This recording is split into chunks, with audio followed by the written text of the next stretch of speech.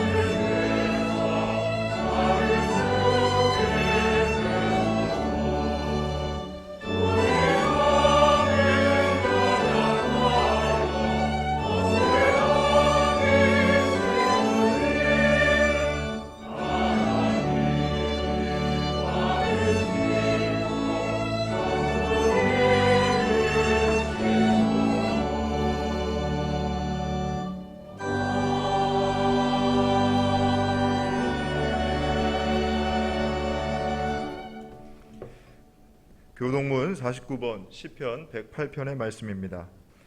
하나님이여 내 마음을 정하여 싸우니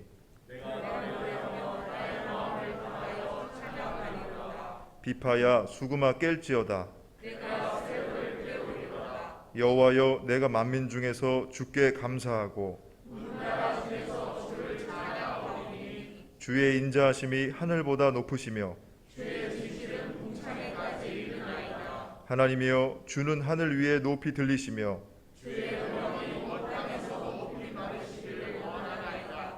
주께서 사랑하시는 자들을 건지시기 위하여 우리에게 응답하사 오른손으로 구원하소서. 아멘. 하나님은 통회하는 마음으로 나오는 사람들을 물리치지 않으십니다. 이제 우리들의 죄를 뉘우치고 고백합시다.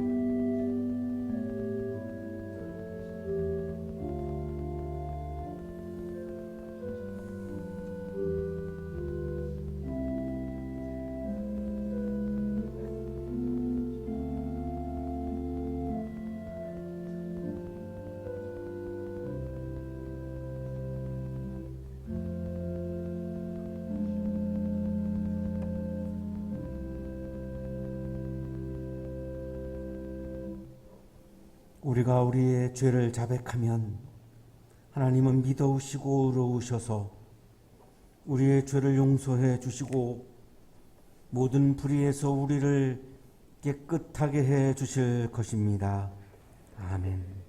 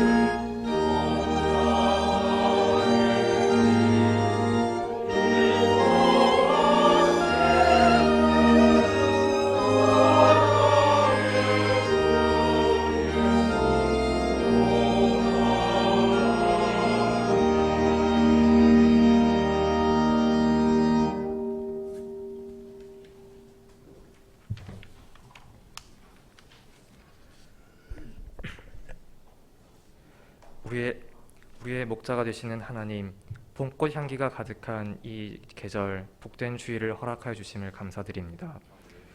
나무들도 꽃피워 하나님께 영광과 찬양을 돌리듯이 우리들도 감사의 고백으로 영광과 찬양을 드리게 해주십시오. 봄이 오면 온 땅에 새로운 변화가 일듯이 우리들의 신앙도 새롭게 되기를 원합니다. 그동안 교회 다니는 것으로 만족하는 것이 아닌 예수 그리스도를 영접하고 구원받아 기뻐하며 감사하며 믿음의 생활에 열심을 내던 첫 신앙을 회복시켜 주시옵소서. 주님의 사랑과 은혜가 가득하게 하신 주님의 뜻을 기뻐하며 감사하며 믿음의 생활에 주님의 뜻을 이루게 하옵소서. 신앙생활도 가정생활도 그리고 사회에서도 삶에도 최선을 다하게 하시고 가지고 있는 꿈과 비전을 이루게 하옵소서. 주님께서 우리를 구원하신 첫 사랑의 기쁨을 날마다 누리며 살기를 원합니다. 사랑의 주님, 온갖 꽃들이 피어나 사람들에게 희망의 손길을 보내는 이 계절에 우리의 심령에도 복음의 꽃이 활짝 피어나게 하옵소서. 연약하고 나약한 믿음을 가진 성도들이 강하고 담대한 믿음으로 바뀌게 하옵소서. 교회에 병들어 신음하는 지체가 있으면 주님의 손길로 함께하사 회복되게 하옵소서. 사업에 실패하거나 어려움이 있는 성도들에게 이겨낼 힘을 더하여 주옵소서. 우리의 전부가 되시는 하나님께서 선한 목자 되사 날마다 우리의 삶을 인도하여 주옵소서. 우리의 첫 신앙이, 첫 사랑이 회복되게 하사 변화된 성도의 삶을 살게 하옵소서. 봄꽃이 가득하게 피어나는 이 계절, 우리 안에도 주님으로 가득 채워주소서. 봄꽃이 온 땅에 가득하게 피어나므로 주님의 은혜도 복음의 꽃으로 피어나 온 땅에 가득하기를 원합니다. 소망 되신 예수 그리스도 이름으로 기도합니다. 아멘.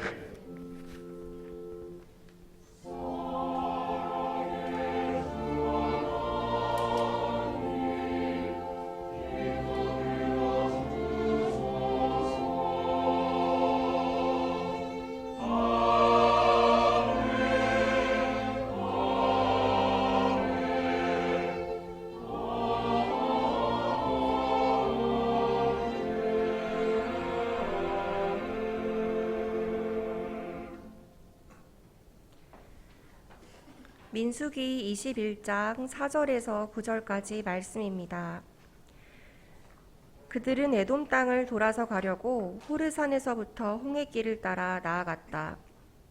길을 걷는 동안에 백성들은 마음이 몹시 조급하였다. 그래서 백성들은 하나님과 모세를 원망하였다. 어찌하여 우리를 이집트에서 데리고 나왔습니까? 이 광야에서 우리를 죽이려고 합니까? 먹을 것도 없습니다. 마실 것도 없습니다. 이 보잘것없는 음식은 이제 진저리가 납니다. 그러자 주님께서 백성들에게 불뱀을 보내셨다. 그것들이 사람을 무니 이스라엘 백성이 많이 죽었다. 백성이 모세에게 와서 간구하였다. 주님과 어른을 원망함으로써 우리가 죄를 지었습니다. 이 뱀이 우리에게서 물러가게 해달라고 주님께 기도하여 주시기 바랍니다. 그리하여 모세가 백성들을 살려달라고 기도하였다. 주님께서 모세에게 말씀하셨다. 너는 불뱀을 만들어 기둥 위에 달아놓아라. 물린 사람은 누구든지 그것을 보면 살 것이다. 그리하여 모세는 구리로 뱀을 만들어서 그것을 기둥 위에 달아놓았다. 뱀이 사람을 물었을 때에 물린 사람은 구리로 만든 그 뱀을 쳐다보면 살아났다. 구약의 말씀입니다.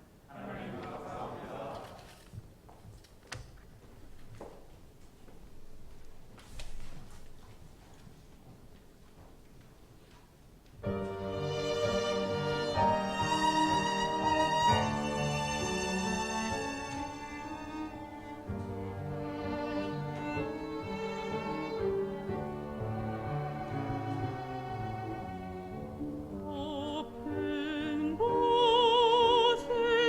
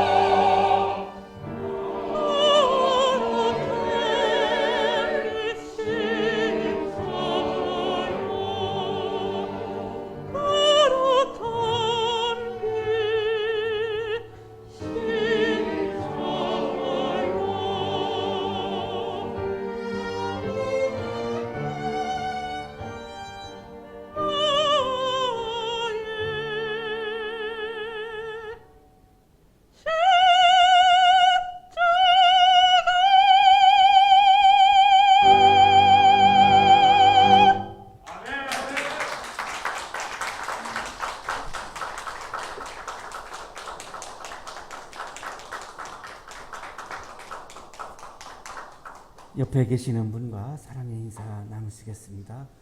우리 가정에서 온라인으로 예배 드리시는 분들도 가족들과 사랑의 인사 나누시겠습니다. 철학자 최진석 교수님은 탁월한 사유의 시선이라고 하는 책을 통해서 우리들의 시선의 높이를 굉장히 강조하고 있습니다. 생각의 높이가 시선의 높이를 결정하고, 시선의 높이는 활동의 높이를 결정하고, 활동의 높이는 삶의 수준을 상승시키고, 그래서 결국은 개인의 삶의 수준이나 국가의 수준은 시선의 높이에 따라서 결정된다라고 강조하고 있습니다. 인용하겠습니다. 우리가 처한 한계를 뛰어넘게 해주는 것이 인문적 시선이고 철학적 시선이며 문화적 시선, 예술적 시선이다. 이 높이에서만 창의적이고 주도적인 활동성이 나오기에 우리는 이 높이의 사유를 획득해야만 한다. 이분은 우리나라를 지금 중진국 정도로 그렇게 보는 것 같습니다. 선진국으로 진입을 하려면 우리들의 시선이 인문적 시선, 예술적 시선, 문화적 시선이, 정치적 시선이 높아지지 않고는 경제적인 것만으로는 그것은 가능하지 않다라고 굉장히 강조를 하고 있습니다. 시선의 높이가 우리들의 삶의 수준을 결정한다면 시선의 높이가 우리들의 신앙도 결정할 수 있다고 볼 수 있습니다. 컴퓨터가 처음 생겼을 때 컴퓨터의 소유에 시선을 집중하는 사람이 있었습니다.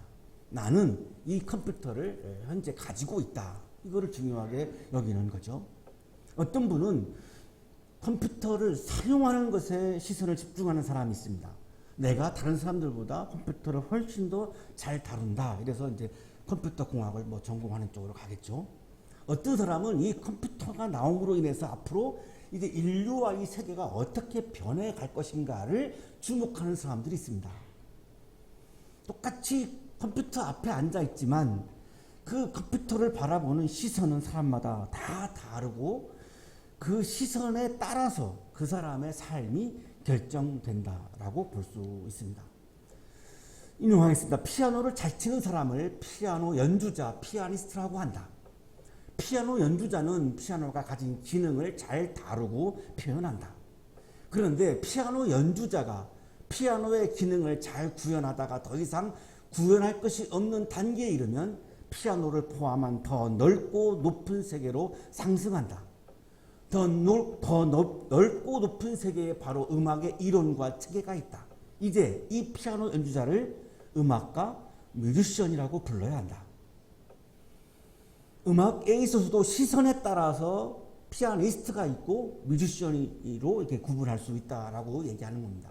자유, 죽음, 슬픔, 영웅, 운명 등과 같은 주제를 말하기에 이른다. 이제 인간에 대해서 말하는 것이다. 문명의 방향을 제시하고 인류의 본질을 새로 규정하고자 덤비는 것이다. 이 단계에 이른 사람을 우리는 예술가, 아티스트라고 부른다. 음악에 있어서도 시선에 따라서 어디에 시선을 두느냐에 따라서 연주자, 뮤지션, 예술가로 이렇게 나누어질 수 있다. 따라서 시선의 높이가 시선에 따라서 우리들의 삶이 결정되고 삶의 수준이 결정된다라고 하는 것을 굉장히 강조하고 있습니다. 뒷부분에 가서 이렇게 이야기합니다. 탁월한 인간은 항상 다음이나 너머를 꿈꾼다. 현재에 만족하지 않고 이 현재의 다음의 세계에서 계속 주목하는 통찰력을 가지고 있는 사람들을 우리는 탁월한 인간이라고 부른다라고 설명을 합니다. 우리가 독립을 강조하는 이유도 독립으로만 다음이나 너머를 제약할 수 있기 때문이다. 다음이나 너머는 아직 알려져 있지 않다. 그래서 불안할 수밖에 없다. 그 불안이 힘들어서 편안함을 선택하면 절대로 다음이나 너머를 경험할 수 없다. 이때 불안을 감당하면서 무엇인가를 감행하는 것이 용기다. 신앙의 세계라고 하는 것은 현재 내 앞에서 벌어지고 있는 사건들, 이 현상들 너머에 계시는 하나님을 바라보고 하나님에게 시선을 주는 것을 우리는 신앙이라고 부릅니다. 최진석 교수님이 지적하고 있는 것처럼 그러나 보이지가 않습니다.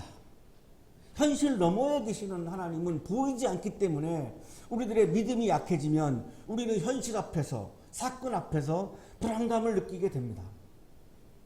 때로는 그때에 우리는 현실 너머에 계시는 하나님을 바라보는 것을 포기하기도 하고 그냥 현실만 바라보는, 내 시선을 현실에게만 두는 그런 오류를 범하기도 합니다.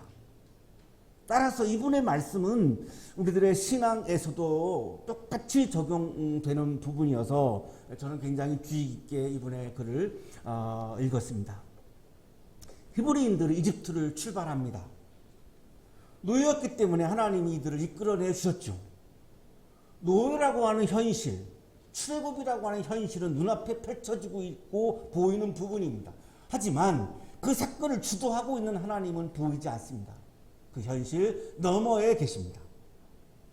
가나안 땅으로 가는 광야길에서, 광야 너머에서 자신들을 인도하시는 하나님을 이들이 보지 못합니다. 현실에 매몰되면서, 이들의 시선이 현실에 매몰되면서 현실 너머에 계시는 하나님에게 시선을 두지 못합니다. 광야 다음에 있는 하나님께 시선을 두지를 못합니다. 이거를 불신앙이라고 표현합니다. 오늘의 성서일과 본문인 민수기 21장 4절 9절의 말씀은 히브리인들이 시내산을 출발해서 이제 모압을 향해서 가는 2주 여행에 대한 기록입니다. 모압에서 이제 바로 이제 건너가면 이제 바로 가나안 땅이니까요. 그런데 이 광야 40년 동안 2주 여행을 하는 과정에서 이들이 하나님에 대한 시선을 잃어버립니다. 그래서 굉장히 심판을 받죠. 한 60만 명이 출발했다고 가정한다면 여호수아 갈렙 두 사람 외에는 출애굽 1세대가 다 들어가지 못하고 죽습니다. 하나님께 시선을 두지 못했던 것에 대한 굉장한 무서운 심판을 이들이 경험을 하게 되는데, 그러다가 이들이 여행을 통해서 하나님께 시선을 맞추는 내용의 말씀이 오늘 성서일과 본문의 말씀입니다. 민수기는 영어로 넘버스라고 되어 있습니다. 백성의 수에 대한 기록이다라고 하는 뜻이고, 그래서 민수기 1장은 인구조사로부터 이 민수기라고 하는 성경이 시작을 합니다. 하지만 히브리어 성서는 민수기의 제목이 베미드바르인데 광야에서라고 하는 의미를 가지고 있습니다. 우리말 성경이나 영어 성경의 제목하고는 조금 의미가 많이 다른데요. 광야에서가 바로 민수기입니다. 광야에서 일어난 사건들이죠. 구약의 주석가 크니빈 교수는 구약신학의 아직까지도 최고의 대가를 폰 라하드라고 그렇게 모든 성사학자들이 인정을 합니다. 이 폰 라하드의 제자입니다. 아주 직계 수제자입니다. 이분이 오경의 구성이라고 하는 책에서 출애굽기, 레위기, 민수기, 신명기, 창세기를 제외한 이 5경 중에서 4개의 성경은 하나로 연결되어 있는데, 그 하나로 연결되어 있는 지점은 광야에서의 2주 여행이다라고 하는 거고, 이 광야 2주 여행에서 두 가지 중요한 지점이 있는데, 하나는 시내산이고 하나는 모압이라고 얘기합니다. 이집트에서 시내산에 이르는 여정, 그 다음에 시내산에서 모압에 이르는 여정, 이 두 구역으로 이 여정을 구분할 수 있다라고 설명합니다. 이 시내산에서 이집트에서 시내산까지, 시내산에서 모압까지 이 40년 동안 광야에서 2주 여행을 하면서 일어난 많은 사건들, 이들이 경험한 신앙적인 경험들, 그리고 뭐 심판받은 것들, 이거를 다 기록해 놓은 것이 이제 이 출애굽기, 레위기, 민수기, 신명기라고 그렇게 해석을 합니다. 이집트에서 시내산까지가 출애굽기, 레위기, 그 다음에 민수기 1장부터 10장 10절까지가 이집트에서 시내산까지입니다. 그 다음 민수기 10장 11절부터 신명기 34장까지가 시내산에서 모압까지의 기록입니다. 그러면 오늘의 성서일과 본문은 21장이니까요.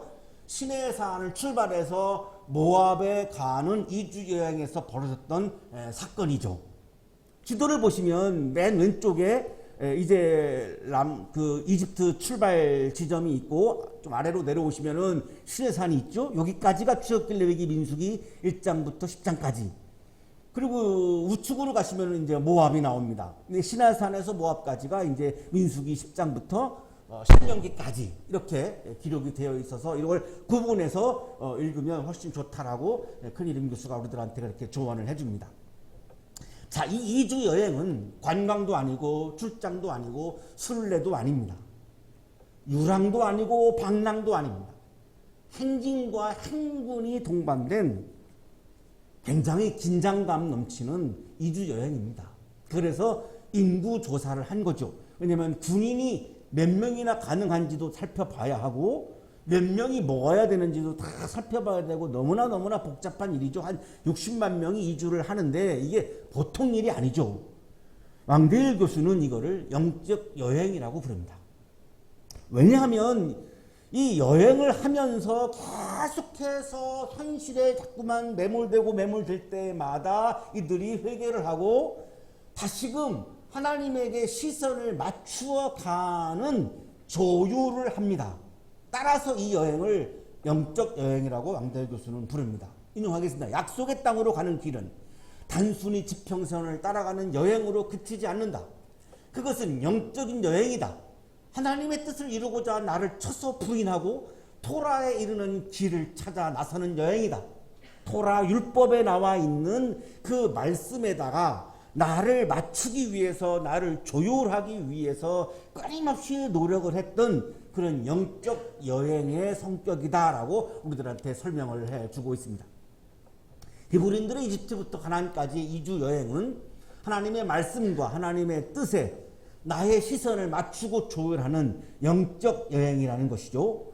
따라서 오늘의 성서 일과 본문을 우리가 해석을 할 때에는 이 영적 여행, 하나님께 나를 조율한다. 이 부분을 굉장히 염두에 두고 우리가 이 본문을 묵상을 해야 정확하게 이 본문을 우리가 묵상할 수 있습니다. 오늘의 성서일과는 이렇게 시작합니다. 그들은 에돔 땅을 돌아서 가려고 호르산에서부터 홍해길을 따라 나아갔다. 길을 걷는 동안에 백성들은 마음이 몹시 조급하였다. 지도를 보시면은 왼쪽에 원형을 쳐놓은 것이 호르산이죠. 여기가 이제 가데스 마라고 하는 곳인데 여기서 지도에 보시면은 파란 색깔이 왕의 대로입니다. 이 왕의 대로를 통해서 그냥 쭉 가면 40km 만에 그냥 가나안 땅에 들어갈 수 있다는 것입니다. 자, 그런데 여기 에돔을 통과해야 되는데 에돔의 왕이 허락을 하지 않는 겁니다. 자기들의 영토를 지나가는 것을 허락을 하지 않는 거죠. 그래서 돌아갑니다. 지도를 보시면은 왼쪽으로 빨간 선이 쭉 나 있는데요. 이렇게 갔다가 호르산 갔다가 다시 내려오죠. 이게 막아버리니까 못 가니까 다시 내려온 겁니다. 이게 바란 강야입니다. 내려와서 우측으로 보시면은 빨간 선이 우측으로 가 있죠. 이게 에돔의 국경 너머입니다. 여기는 완전히 사막지대입니다. 그러니까 왕의 대로로 가면은 금방 갈 수 있는 거를 어마어마한 사막길을 지금 돌아서 갈 수밖에 없는 겁니다. 에돔이 이 나라의 국방력이 굉장히 강했습니다. 그러니까 어떻게 할 수가 없는 거죠. 막아버리니까 뭐 도저히 다른 방법이 없는 겁니다. 그러니까 백성들은 조급하죠. 힘들죠. 여기서 원망과 불평이 나오기 시작합니다. 굉장히 오늘 본문에서 중요한 부분입니다. 홍해길을 따라 걸어가면서 사막길을 떠나가면서 백성들의 마음속에 뭐지? 왜 우리가 이 고생을 해야 되지? 그냥 이집트에서 그냥 내버려 두면 노예로 살았지만 이런 고생은 안 하는데 왜 우리를 이끌어냈지? 그래서 이것이 이제 모세를 향한 원망으로 가다가 결국에는 자신들을 이끌어낸 하나님을 향한 원망으로 갑니다. 40km면 갈 수 있는 거를 40년을 돌아서 갔으니 40km면 그냥 가는 거를 40년을 돌아갔으니 이제가 가죠. 얼마나 그 불평과 원망이 많겠습니까? 그러나 어쩔 수 없습니다. 민수기 20장 18절을 보면 에돔 왕이 거절하는 장면이 나옵니다. 그러나 에돔 왕은 모세에게 다음과 같이 회답하였다. 당신은 절대로 나의 땅을 지나가지 못할 것이요, 지나가려고 꾀한다면 우리는 칼을 들고 당신을 맞아 싸우러 나갈 것이요. 이 에돔은 에서의 후손이죠. 히브리인들하고 형제 자매인 민족입니다. 당연히 그거를 허락해 줄 줄 알았는데 의외에 장애물을 만난 겁니다. 그래서 험한 길을 지금 걸어가야 하는 상황이 온 거죠.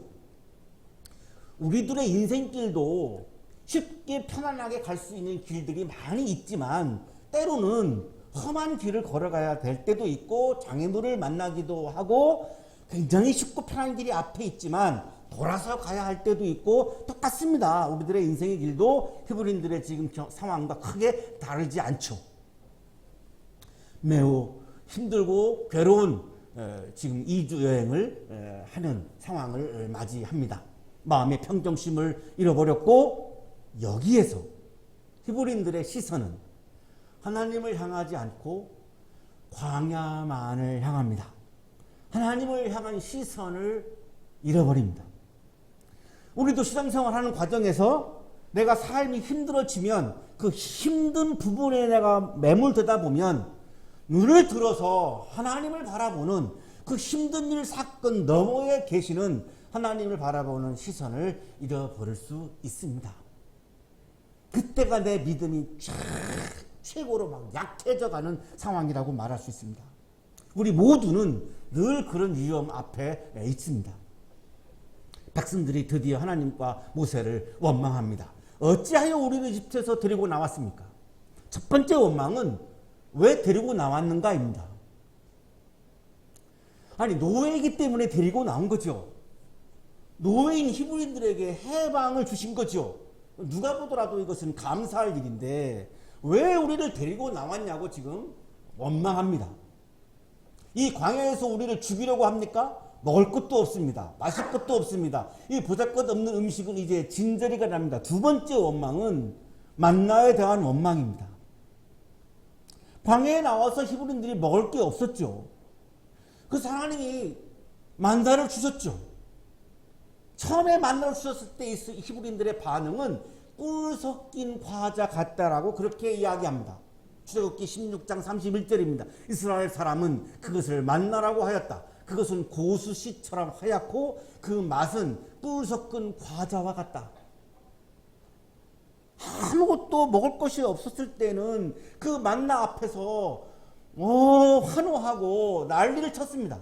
자, 근데 이제 매일 주시니까 이제 고마움이 없는 거죠. 그냥 당연하다고 생각을 하는 거죠. 그래서 왜 우리가 이 맛이 없는 계속 만나만 먹어야 하느냐라고 이제 만나를 놓고 지금 원망을 하는 거죠. 심지어 보잘것없는 음식이라고 진저리가 난다라고까지 지금 불평을 합니다. 아까 말씀드렸던 큰이름의 스승이신데요. 폰나두 교수는 이 광야 핵심 주제가 불평 주제라고 설명을 합니다. 광야 전승에 통일된 그리고 핵심적인 한 주제는 불평 주제라고 할 수 있을 것이다. 광야길에서 히브리인들이 보여주었던 가장 중요한 지점은 불평이었다는 겁니다. 그 불평이 불신앙이다라고 생각을 합니다. 그 불평이 죄라고 말합니다. 히브리인들이 노예로부터 해방과 일용할 양식 앞에서 원망과 불평을 하고 있는 것은 하나님을 불신앙의 시선으로 바라보고 있기 때문이죠. 신뢰하지 않는 시선으로 바라보면 그냥 싫어하게 됩니다. 하나님이 그냥 싫은 겁니다. 그 이유가 합리적이지 않죠. 상식적이지 않죠. 그냥 싫은 겁니다. 그러니까 그냥 계속해서 불평과 원망을 지금 하게 되는 거죠. 이 불신앙에 대한 원망과 불평에 대한 징벌을 하나님은 결심합니다. 근데 이 징벌이 굉장히 가혹합니다. 불뱀을 보내시죠. 불뱀을 보내서 이것을 물면 그 사람은 죽는 겁니다. 이 불뱀은 히브리어 성서에 한화심 하사라핌이라고 되어 있는데 우리가 지금 볼 수 없는 거기 때문에 이거를 번역한 말인데 어쨌든 이 불뱀이라고 하는 뱀은 아주 강한 독성을 지니고 있는 독사 같은 거죠. 한번 물으면 그냥 죽는 거죠. 날개 달린 코브라 같은 아주 공격적인 그런 뱀으로 추정을 하는데 독성이 워낙 강해서 그냥 한 번만 물면은 그냥 죽는 거죠. 출애굽 1세대가 출발해서 여호수아 갈렙과 여호수아 외에는 아무도 못 들어가고 다 강해서 죽는다라고 하신 하나님의 말씀이 지금 현실로 이루어지고 있는 장면이죠. 민수기 14장 30절의 말씀입니다. 나는 너희에게 땅을 주어 살게 하겠다고 손을 들어 맹세하였다. 그러나 이제 너희는 그 땅으로 들어가지 못할 것이다. 다만 여분네의 아들 갈렙과 눈의 아들 여호수아만이 들어갈 것이다. 60만 명 중에 2명을 제외하고 다 죽었다고 한다면 이 60만 명이 정확하지 않아서 제가 자신이 없는데 그렇다고 한다면 굉장한 무서운 심판이죠. 그 무서운 심판 중에 도구로 사용했던 것 중에 하나가 지금 나오고 있는 불뱀을 하나님이 지금 도구로 사용하고 있는 거죠. 자, 이때 이제 히브리인들이 모세에게 와서 간구합니다. 주님과 어른을 원망함으로써 우리가 죄를 지었습니다. 자, 원망과 불평을 지금 죄라고 고백하죠. 이 뱀이 우리에게서 물러가게 해달라고 주님께 기도하여 주시기 바랍니다. 중재 기도를 요청하는 거죠. 그래서 모세가 백성들을 살려달라고 하나님께 중재 기도를 올리죠. 자, 이제 이들이 모세를 찾아와서 우리가 죄를 지었습니다 라고 죄의 고백을 하고 있는 것을 보면 하나님을 향한 시선을 잃어버렸다가 다시금 하나님의 향한 시선을 지금 되찾고 있는 거죠. 하나님께 시선을 집중하지 않는다면 내가 죄인이라고 하는 고백이 나오지 않습니다. 하나님께 시선을 둘 때에 내가 죄인이다라고 하는 고백이 나오는 거지, 나의 시선이 나만을 향하고 있다고 한다면 내가 죄인이다라고 하는 고백은 나올 수가 없습니다. 그건 거의 불가능합니다. 이들의 시선이 지금 바뀌고 있음을 우리가 지금 감지할 수 있는 부분이죠. 게다가 자신들이 했던 원망과 불평을 지금 죄라고 고백을 하죠. 이게 왜 그러면 죄가 되는가? 폴 틸리라고 하는 20세기 최고의 신학자 중 한 분인 이분의 설명을 통해서 우리가 이거를 좀 풀 수 있습니다. 이분은 프랑크푸르트 대학에서 신학을 가르쳤던 교수님인데 히틀러에 의해서 해임되죠. 그래서 뉴욕에 있는 유니온 신학대학원에 와서 신학을 강의했고 그 바로 옆에 있는 컬럼비아 대학교에서 또한 철학을 강의했습니다. 그래서 맨하탄에 가면 이분의 이름이 쓰여 있는 거리가 있을 정도죠. 65세에 이제 유니온 신학대학원을 은퇴를 하고 하버드 대학에서 초청을 받아가지고 특별 교수로서 다시 하버드 대학에 가서 신학을 강의했던 세계 최고의 신학자 중 한 분입니다. 자, 이분이 죄를 하나님으로부터의 분리라고 우리에게 쉽게 설명을 해줍니다. 틸레이는 죄를 인간과 신의 분리로부터 야기된 상태로 보았다. 소외는 죄이다. 내가 하나님으로부터 소외되는 것, 내가 하나님으로부터 분리되는 것, 내가 하나님으로부터 멀어지는 것, 이 소외가 죄다라고 설명을 합니다. 틸레이는 이렇게 소외의 특징을 자신을 신으로부터 분리하는 것, 불신앙, 내가 하나님과의 관계가 멀어지는 것, 내가 하나님께 시선을 두지 않는 것, 이거를 불신앙이라고 얘기합니다. 그 다음 자신을 신의 위치로 높이는 것, 히브리스, 그리스어로 히브리스인데요, 교만한 거죠. 나를 신격화하는 거죠. 내가 하나님이 되려고 하는 거죠. 이것이 두 번째 소외이고 두 번째 죄라고 보는 겁니다. 그리고 모든 실제를 자신의 자아로 끌어들이는 것, 욕망. 모든 것이 다 내가 중심이 되어서 오로지 나만이 옳고 나만을 위해야 되고 모든 사람들이 다 나를 위해서 존재해야 되고 하는 이러한 욕망, 이 세 가지의 소외를 죄라고 부른다라고 틸리 신학자가 우리들에게 설명을 해 주는데요. 이 첫 번째, 자신을 신으로부터 분리하는 것, 이게 바로 히브리인들이 지금 했던 원망과 불평입니다. 하나님께 원망하고 불평했다라고 하는 것은 하나님과의 통일성과 하나님과의 관계를 깨버린 거죠. 사람과 사람 사이에서도 내가 누군가를 향해서 원망하고 불평한다라고 하는 말은 그분과 나와의 통일성과 관계를 깨는 것을 의미합니다. 따라서 내가 하나님과의 관계를 깼다, 하나님과의 통일성을 깼다, 내가 하나님 안에서 나와버렸다라고 하는 것, 이것이 바로 소외이고 이것이 바로 불신앙이다. 원망과 불평은 바로 이 부분이다라고 설명을 하는 거죠. 신과의 통일성과 관계를 파괴한 것, 스스로를 신의 영역으로 자기를 높이는 것, 모든 것을 자신의 자아로 끌어들이는 것, 이 세 가지 이야기하고 있는 이 죄, 소외 중에 첫 번째에 지금 해당하는 죄를 지금 히브리인들이 범하고 있는 거죠. 이거를 깨닫고 나서 히브리인들이 지금 모세에게 와서 고백을 하는 거죠. 우리가 하나님께 시선을 두지 못했습니다. 우리는 먹을 것에만 시선을 두었습니다. 광야에게만 시선을 두었습니다. 그래서 우리는 우리를 해방시켜 주신, 우리를 인도하고 계시는 하나님을 원망하고 불평함으로 우리는 하나님과 멀어졌습니다. 하나님과의 관계를 깨고 말았습니다. 따라서 우리들이 했던 원망과 불평은 죄입니다 라고 지금 고백을 하고 있는 거죠. 이때 모세는 하나님께 시선을 맞추죠. 이 문제를 해결할 수 있는 분은 하나님밖에 없습니다. 이 문제를 돌파할 수 있는 분은 하나님밖에 없습니다. 그래서 모세의 시선은 이들의 원망과 불평, 이들의 자신에 대한 동의, 자신에 대한 인기, 여기에는 안중에 없습니다. 전혀 없습니다. 모세를 향해서도 엄청나게 원망하고 불평하니까 이들이 미울 수 있죠. 내가 얼마만큼 지지를 받지 못하는가, 리더로서 이런 불편함도 있죠. 하지만 모세의 시선은 거기에는 안중에도 없습니다. 거기에는 해결이 없기 때문에 오로지 이거를 해결할 수 있는 유일한 분신 하나님께 시선을 두고 하나님께 시선을 맞춥니다. 그래서 하나님께 중재 기도를 하고 있는 겁니다. 모세가 중재 기도를 하고 있다라고 하는 이 말씀은 모세가 오로지 자신의 시선을 하나님께 맞추고 있음을 보여주고 있는 거죠. 그랬더니 하나님이 응답하시죠. 너는 불뱀을 만들어 기둥 위에 달아놓아라. 물린 사람은 누구든지 그것을 보면 살 것이다.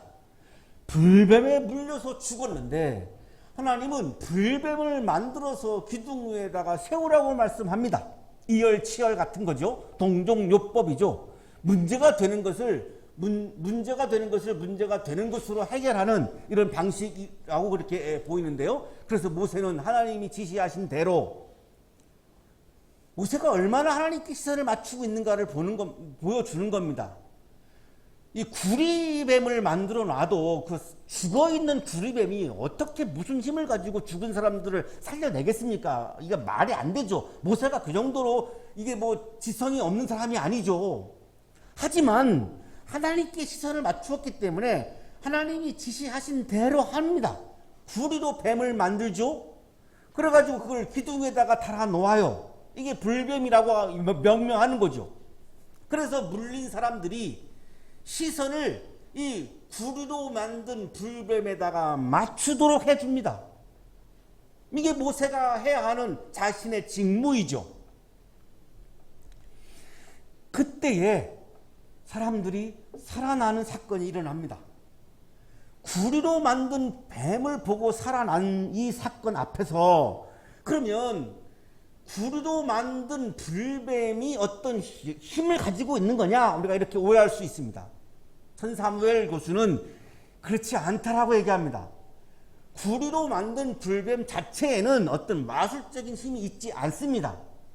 이 사건은 그 불뱀 너머에 계시는 하나님이 치유해 주신 거라는 거죠. 그 불뱀 너머를 보아야만 하나님을 경험하게 되는데, 문제는 우리들의 시선이 어렵고 힘들고 험한 삶 앞에 집중하게 되면 그 불뱀 너머에 있는, 노뱀 너머에 있는 하나님께 시선을 두지 못하는 게 문제이죠. 이거를 조율해야죠. 고쳐줘야죠. 그래야 가나안 땅에 들어가서 이런 우를 범하지 않고 이걸 재발하지 않고 이들이 믿음 안에서 아름답게 살 수 있기 때문에 이들의 지금 불신앙을 고치기 위한 하나님의 처방이죠. 근데 언젠가 한번 나중에 여기에 꽂힌 사람들이 이 불뱀을 우상화하는 장면이 성경 어디엔가 또 나옵니다. 이게 바로 오류인 거죠. 이것은 구리뱀 자체가 마술적인 치유의 힘이 있어서 그렇게 된 것이 아니었다. 하나님께서 구원자가 되시어 치유하여 주셨기 때문에 그렇게 되었고, 구리뱀은 단지 치유의 상징, 즉 구원의 표였으며, 또한 백성들은 그것을 쳐다봄으로써 하나님께 대한 순종을 표현할 수 있다는 점에서 의미가 있었다. 하나님이 지시하신 대로 불뱀이 아무런 힘이 없는 걸 알지만 그럼에도 불구하고 하나님이 그렇게 말씀하셨기 때문에 하나님의 말씀에 따라서 그렇게 하고 있다라고 하는 것은 시선을 하나님의 말씀에 두고 있는 장면이죠. 따라서 여기에서 하나님과 깨어진 관계가 회복되어지는 것이고, 그래서 소외가 해결되는 것이고, 하나님과 내가 다시 친밀한 관계에 놓여지게 되고, 자, 거기에서 우리는 하나님이 하시는 사건들을 경험하게 된다는 것입니다. 너무나 오랫동안 코로나가 지속되는 상황에서 힘들죠. 우리 매우 힘듭니다. 자, 여기에 우리가 계속해서 매몰되고 몰두만 하고 있으면은 하나님께 시선을 두는 것을 잃어버리게 됩니다.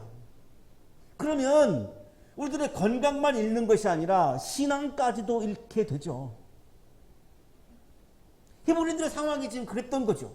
구약주석가 왕대일 교수도 이 본문의 핵심은 구리로 만든 불뱀 자체가 어떤 이상한 힘을 가지고 있는 것이 아니고 하나님의 처방에 주목하라고 우리들에게 설명해 줍니다. 모세가 만들어 단 놋뱀의 주술적인 힘이 있기에 치유가 일어나는 것이 아니다. 본문의 핵심은 놋뱀을 쳐다보면 살리라는 하나님의 처방이다. 하나님의 말씀에 대한 순종 여부의 구원과 치유가 판가름 난다. 히브리인들은 시선을 하나님의 말씀에 맞추고 거기에 자신들을 조율할 때에 다시 생명을 회복하는 것을 경험하고 있습니다. 코로나 상황에서도 생육하고 번성하라고 우리들에게 복을 주신 이 하나님의 복을 우리가 잃어버리지 않아야 하는데, 우리들의 생명력이 충만해야 되는데, 기쁨이 가득한 생명을 이 코로나 상황에서도 살아가는 것이 신앙인인데, 그것은 하나님의 말씀에 시선을 내가 맞출 때 가능하지, 하나님의 말씀에 나를 조율할 때 가능하지, 하나님과 멀어지거나 나를 높이거나 내가 욕망에 갇혀 있다고 한다면 내 시선을 하나님께 두지 못하게 되고, 결국은 이 어렵고 힘든 상황 앞에서 우리는 패배할 수밖에 없습니다. 이 행진은 전투적인 군사적인 행진입니다. 전쟁은 이겨야 하는 겁니다. 무슨 아름다운, 패배하고 나면 전쟁은 아름답다는 이런 다 소용이 없는 거죠. 전쟁은 이겨야 하는 거죠. 이 전쟁에서 이기는 길은 가나안 땅에 들어가서도 수많은 어려움들이 기다리고 있는데, 거기에서도 이기려면 히브리인들이 시선을 하나님께 맞추고 하나님의 말씀에 맞추고 그 말씀에 날마다 나를 조율해 가는 신앙적인 노력이 일상화되어지고 삶의 습관이 되어지고, 그래야 가나안 땅에 가서도 이길 수 있기 때문에 하나님은 지금 이런 처방을 내리신 거죠. 사랑하는 한양 가족 여러분, 나의 시선이 나만을 향할 때 하나님과의 관계가 깨지고 나를 높이게 되고 나만을 위한 욕망에 빠져서 하나님과 믿음을 잃게 됩니다. 하나님 나라에서 사는 기쁨이 가득한 생명을 잃게 됩니다. 나의 시선을 하나님과 하나님의 말씀에 맞추어서 기쁨이 가득한 생명이, 살아있어 숨쉬는 생명력이, 어떠한 세상의 어려움도 이겨내고 그 속에서도 내가 기뻐할 수 있는 그 진정한 영적인 생명이 여러분의 삶에서 다시 살아나시기를 축복합니다. 거룩하신 주님, 힘든 일이 다가왔을 때 나도 모르게 하나님을 향하는 시선을 잃어버릴 때가 많이 있음을 고백합니다. 믿음의 눈을 뜨게 해주시고 영적인 눈을 뜨게 해주셔서 힘들면 힘들수록 오히려 더 그거를 유일하게 해결하실 수 있는 하나님을 향하여 나의 시선을 맞추고 하나님의 말씀에 나를 조율하여 기쁜 일 앞에서도 슬픈 일 앞에서도 성공한 일 앞에서도 실패한 일 앞에서도 건강한 상태에서도 아픈 상태에서도 하나님 나라의 기쁨을 잃어버리지 않게 하시고 기쁨이 가득한 생명이 다시 살아나는 사건을 경험하는 사순절이 되게 해 주옵소서. 예수 그리스도 이름으로 기도하옵나이다. 아멘.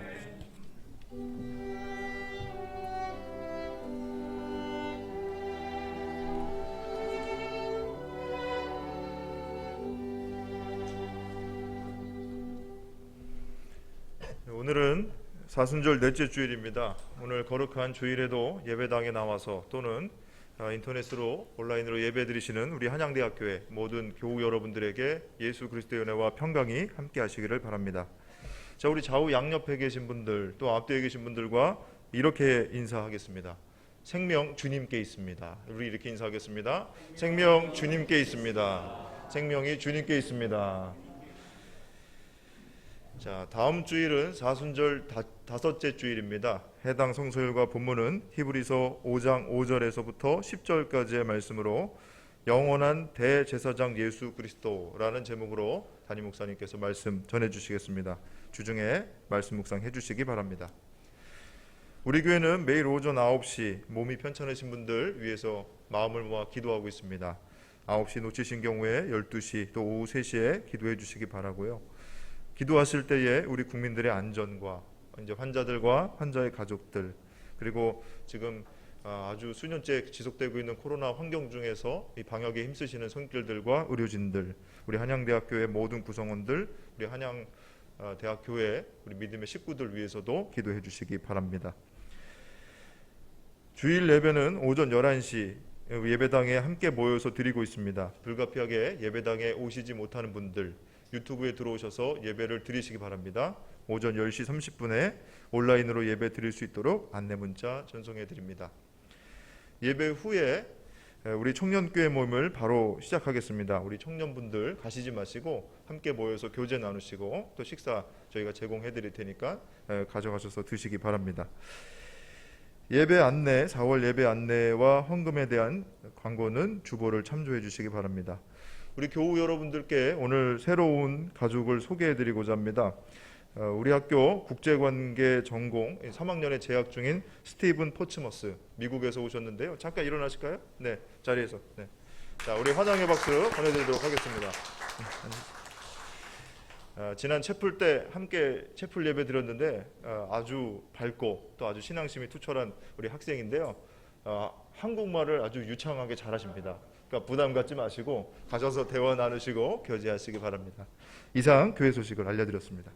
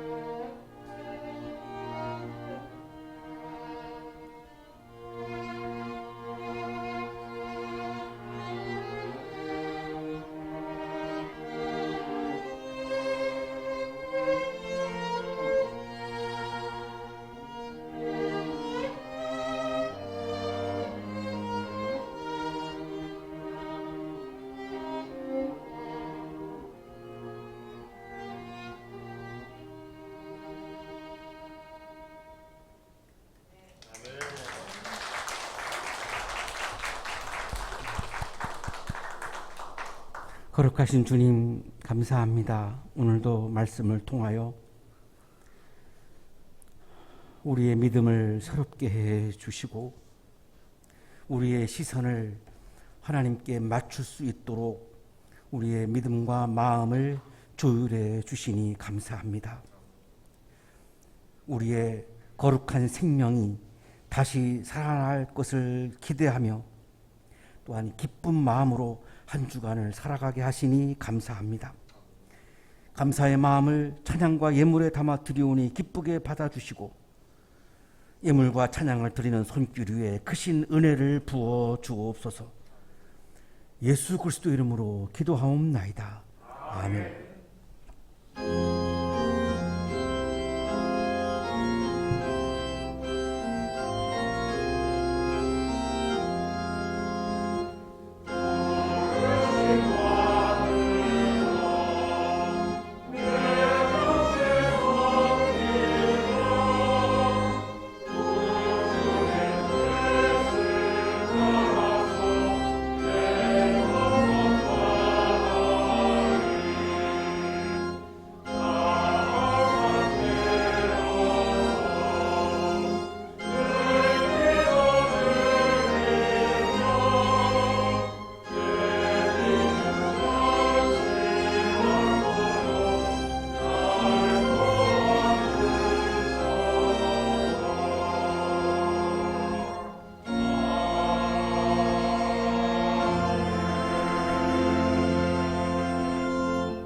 이제는 우리에게 하나밖에 없는 생명까지도 아낌없이 사랑으로 나누어 주시는 예수 그리스도의 은혜와 오늘도 우리에게 말씀을 주시는 하나님의 사랑하심과 생명의 기운을 주시는 성령의 역사하심이 우리의 시선을 하나님께 맞추며 기쁨이 가득한 생명을 우리들에게 허락해 주실 것을 믿으며 세상을 향하여 힘차게 나아가는 우리 모든 한양 가족들의 삶 속에 지금부터 영원토록 함께 하시기를 간절히 축원하옵나이다.